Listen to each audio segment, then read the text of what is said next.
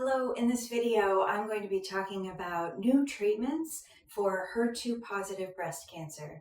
Before I go on, I'd love to invite you to subscribe to our channel. We always have new content, so there's always something new to watch. This video was prompted by a comment from one of you asking for more information about treatments for HER2 positive breast cancer.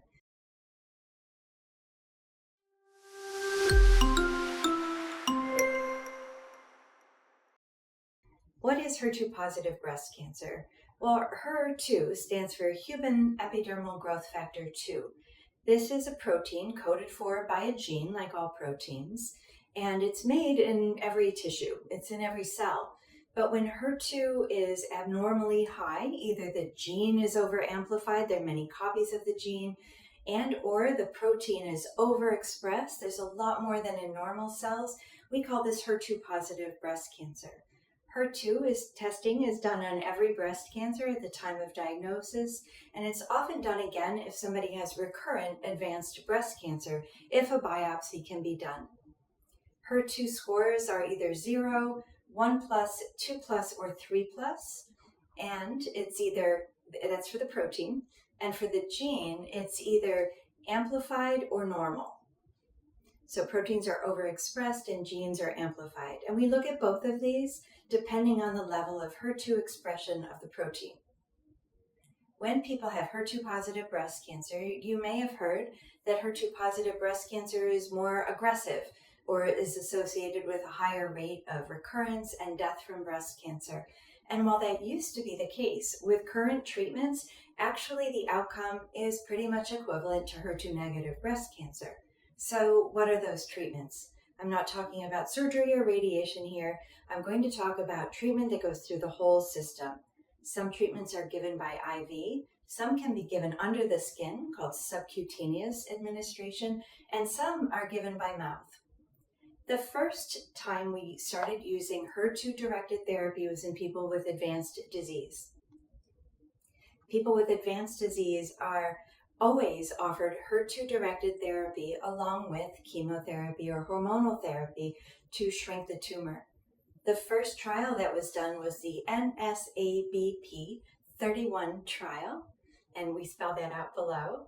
There was also a trial that was published around the same time called the HERA trial, H-E-R-A trial, and both of these gave people chemotherapy or randomly assigned them to get chemotherapy plus Trastuzumab, a monoclonal antibody that addresses and treats and attaches to the HER2 protein. When that study was complete, it was very clear, both of those studies were complete, it was very clear that people did better if they got the Trastuzumab along with chemotherapy. You'll notice there's no mention of Trastuzumab without chemotherapy. However, the Trastuzumab is continued to complete a year of treatment, or in the HERA study, 1 year was compared to 2 years. And it was found that 1 year is as good as 2 years, and that getting 1 year is better than no Trastuzumab.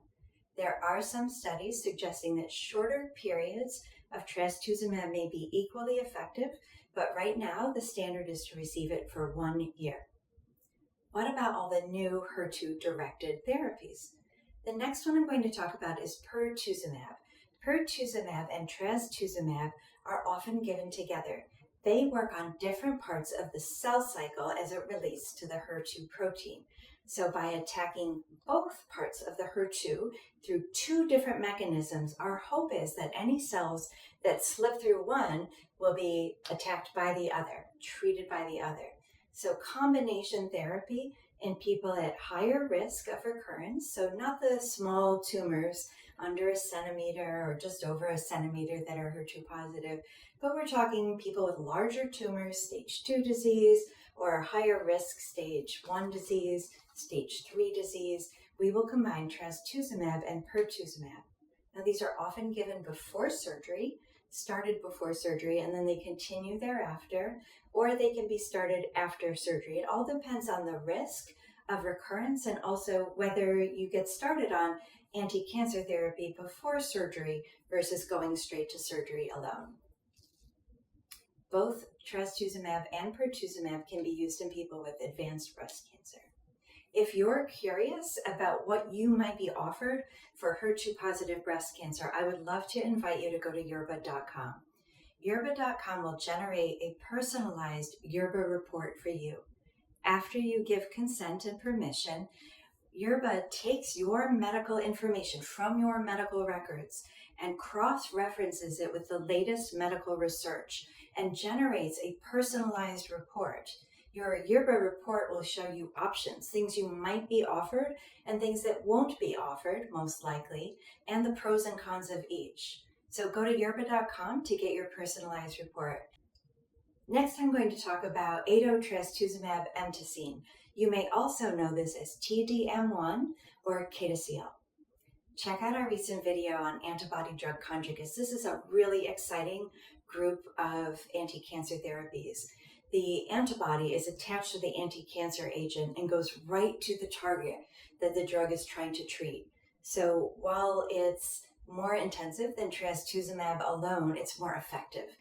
The Amelia trial demonstrated that in the adjuvant setting and in the advanced cancer setting, that Ado-Trastuzumab was more effective than trastuzumab alone. In people who have high-risk disease, who've already completed their other HER2-directed therapy, some people might be offered Neratinib.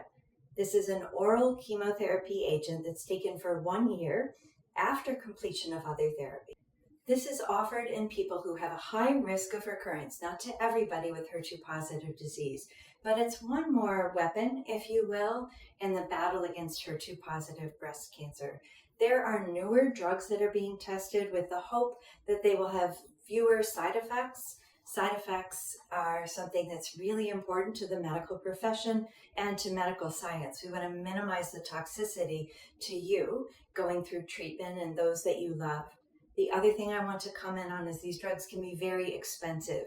So it's possible they may not be available to you yet, or they may come with a substantial copay. And this is something we can't fix for you, but we want to acknowledge it. Otherwise, it feels like we're ignoring it, and we don't want to do that. I hope this has been helpful. Drop a comment or a question below. Thank you so much for watching.